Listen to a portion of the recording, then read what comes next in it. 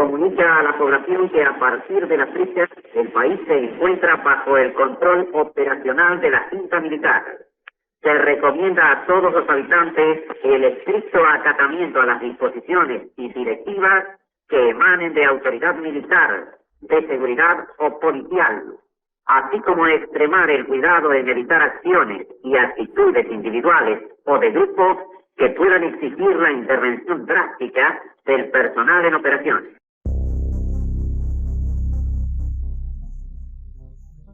El proceso de reorganización nacional tomó el poder con el argumento de luchar contra la subversión ideológica. Como parte de ese objetivo, la Junta Militar se propuso intervenir en el ámbito educativo. Consideraban que el Ministerio de Educación y Cultura había sido estratégico para el desarrollo de la subversión y querían implementar un shock represivo en todas las áreas del sistema de enseñanza. Ciertos miembros del nuevo gobierno militar, especialmente aquellos más vinculados al aparato represivo y más a la jerarquía militar, desconfiaban del Ministerio de Educación. Lo consideraban por definición un foco de subversivos, un foco de comunistas, al que había que estar todo el tiempo investigando. Durante el gobierno de facto pasaron 6 ministros por la cartera de Educación y Cultura, 5 de ellos civiles con antecedentes en dictaduras anteriores. Lo que es interesante es que en el Ministerio de Educación siempre se mantuvieron, salvo excepciones, muy poquito tiempo, fueron civiles. Que habla de cierto grado de responsabilidad o complicidad. Obviamente los que estuvieron ahí eran civiles que estaban cercanos al poder. Impusieron el control en las escuelas, colegios y universidades, y hasta crearon un manual para detectar subversivos en el ámbito educativo. La vida cotidiana en la escuela cambió muchísimo con la dictadura. Yo me acuerdo que nosotros iniciamos en marzo las clases en el profesorado, unos días antes de la dictadura, y nos dijeron, bueno, vamos a leer Las venas abiertas de América Latina, vamos a trabajar con la pedagogía del oprimido Paulo Freire, con la educación como práctica de la libertad, y esto se rompió. Control disciplinario de los cuerpos, pero también de los tiempos, ¿no? Yo me acuerdo que me observaban en las prácticas con un cronómetro. A ir eliminando los juegos de equipo y a tareas también mucho más individuales. Lo que buscaba la dictadura era el control absoluto de todo, y sobre todo de las personas y los cuerpos. Pocos días antes de iniciar el ciclo lectivo de 1977, el ministro Pedro Bruera elaboró un informe detallado sobre la situación del ministerio. Si bien mantenía un estricto control del escenario educativo, aún existía mucha desconfianza.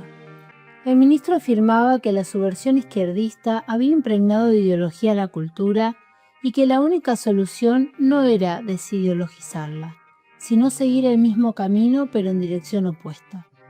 Coordinados con distintas áreas del régimen, comenzaron a producir delaciones, listas negras y operativos hasta llegar a su máxima acción en marzo de 1978. Se llamó Operación Claridad. La operación que el Ministerio de Educación y Cultura, el Ministerio del Interior y la CIDE implementaron para perseguir y para poder observar estratégicamente qué era lo que hacían los docentes y personalidades del ámbito de la cultura. La Operación Claridad fue la más feroz ofensiva sobre el ámbito de la educación y cultura. Listas negras, allanamientos en teatros y productoras de cine, secuestros y desapariciones. Son muy pocos los casos donde los militares directamente tuvieron que ver con el accionar dentro de las escuelas y de las políticas educativas. La mayoría de los casos eran personas civiles, en algunos casos contratados por algunos de estos ministerios como agentes secretos, por decirlo de alguna manera, para poder vigilar qué era lo que hacían algunos docentes, pero en algunos casos colaboradores que de alguna manera sentían empatía con esta forma de gobierno y realmente les parecía que la subversión era algo peligroso y había que combatir, digamos.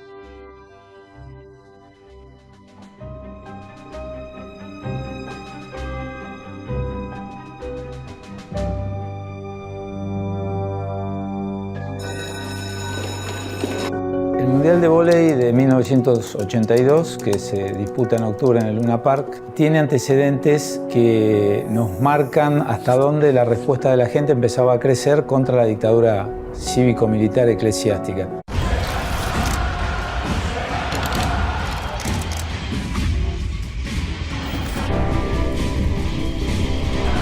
82 octubres, muy fuerte. La verdad que era las 15.000, 18.000 del Luna Park, el que nos salte su militar. La memoria colectiva es un boca a boca que se da a través de las generaciones y que, bueno, en el caso de las violaciones a los derechos humanos en la Argentina, significaron que hoy el país sea una referencia a nivel mundial en defensa de los derechos humanos. La dictadura, como todas las dictaduras, la dictadura de Argentina, yo digo siempre la última dictadura porque hubo varias, siempre utilizan al deporte. En la Argentina está aprobado por la Organización del Mundial de Fútbol 78 buscar detrás de un hecho deportivo la unidad, entre comillas, del pueblo. Y bueno, creo que es importante dejar un poco desde cierta enseñanza, ¿no? Sea profes de educación física, sea técnicos de vóley, donde sea. Creo que el espacio para poder explicar lo difícil que fue transitar en esos años, ¿no?, oscuros del país, en cada uno de nosotros creo que es importante hacerlo saber, ¿no? Es algo que no se puede olvidar y que hay que construir día a día una memoria, ¿no? Esa memoria tiene que ser fuerte y tiene que perdurar y tiene que estar aún en el día de hoy. A 50 años del golpe de Estado del 24 de marzo de 1976, volver sobre esta fecha no es solo recordar un quiebre institucional. Es ante todo memoria de las y los desaparecidos, de la represión ilegal, de la tortura y del terrorismo ejercido por el Estado. ¿Pero qué implica construir memoria desde el presente?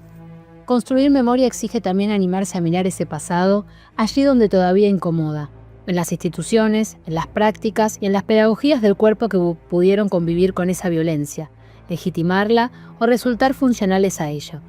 La última dictadura cívico-militar persiguió y desapareció personas, pero también ideas, libros, proyectos pedagógicos e instituciones. Allí donde circulaban lecturas críticas, organización estudiantil o pensamiento autónomo, el régimen vio una amenaza. La censura, la vigilancia y la quema de libros formaron parte de una misma pedagogía del orden y del miedo. Si las bibliotecas, los libros y las ideas eran vistos como peligrosos, ¿qué lugar ocuparon entonces los cuerpos en ese proyecto represivo? ¿Qué se buscaba ordenar, corregir o controlar cuando se intervenía sobre la vida escolar cotidiana? Porque los cuerpos escolares no fueron un tema secundario, también fueron entendidos como un territorio a disciplinar, vigilar, corregir y ordenar. Entonces, ¿basta con analizar la censura sobre contenidos y la persecución sobre docentes y estudiantes? ¿O hace falta preguntarse también por los rituales, las normas, las jerarquías y las formas de autoridad que moldearon modos legítimos de moverse, obedecer y habitar la escuela? Y aquí aparece un contraste que interpela de lleno la historia institucional del profesorado de educación física de la Universidad Nacional de Luján. Mientras la Universidad Nacional de Luján fue cerrada e intervenida por la dictadura, esas mismas redes de poder habilitaron en 1977 el funcionamiento de 4 comisiones del INEF Buenos Aires en la vieja sede de San Fernando. Primero como anexo, más tarde recuperando formalmente el nombre de Instituto Nacional de Educación Física General Manuel Belgrano. ¿Cómo pensar esa diferencia? ¿Qué elementos gravitaban en las representaciones sociales de los funcionarios militares y de los funcionarios civiles del área sobre la educación física y sobre el viejo INEF de San Fernando para que esa vuelta a casa apareciera como legítima, valiosa o incluso deseable? ¿Qué trama política e institucional hizo posible esa decisión? ¿Qué actores la promovieron? La reapertura del INEF General Belgrano en plena dictadura no implicó una transformación profunda de su cultura escolar. Por el contrario, la vida cotidiana en San Fernando retomó con rapidez prácticas, tradiciones y formas de organización previas a su cierre de 1967. No se trataba solamente de enseñar deportes o técnicas corporales. Se trataba también de formar un determinado tipo de sujeto, disciplinado, vigilado, moldeado por normas, rituales, jerarquías y valores que excedían ampliamente el plano técnico. El uniforme, la regulación minuciosa de la apariencia, la vigilancia cotidiana, los rituales de ingreso y las tradiciones no puestas en cuestión formaban parte de una pedagogía inscripta en los cuerpos. Este profesorado es un intermedio entre un profesorado de educación física y un liceo militar. Se afirmaba en plena dictadura militar desde el equipo directivo a uno de los estudiantes luego de su reapertura. ¿Qué tipo de cuerpo buscaban producir esas prácticas? ¿Qué idea de autoridad transmitían? ¿Qué lugar tenían allí la obediencia, la homogeneidad, la moral, la diferencia? Pensar la educación física durante la dictadura no consiste en afirmar, de manera simplista, que toda práctica corporal fue dictatorial. Se trata de preguntarse de qué modo ciertas tradiciones institucionales, ciertas formas de autoridad y ciertas pedagogías del cuerpo pudieron articularse con un régimen represivo. Y si eso fue así, ¿qué huellas dejó todo esto? ¿Qué continuidades pueden encontrarse aún hoy en ciertas maneras de normalizar, corregir, seleccionar o jerarquizar los cuerpos?